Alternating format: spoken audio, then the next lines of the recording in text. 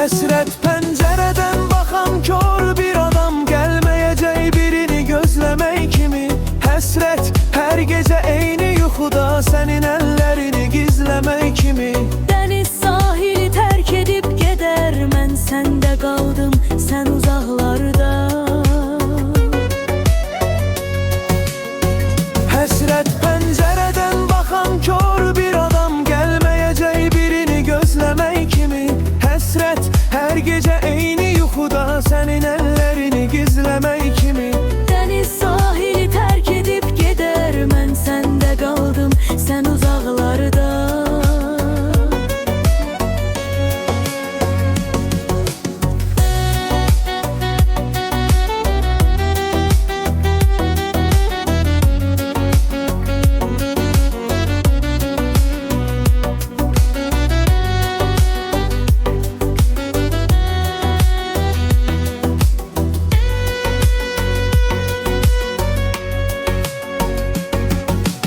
İndi küçələrdə tanımır məni, addımlarım ağır, yüküm xatirə.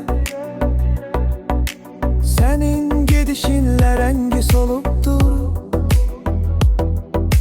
yazdığım hər sətir, hər bir təzkirə. Deyirlər ki, zamanı hər şeyin dərmanı, amma həsrət sağalmayan yaradır. Bəlkə bir gün eyni yağış altında, fərqli şəhərlərdə islanacağıq. Mən səni unuda bilməsəm belə, bu həsrətin içində qocalacağıq. Yenə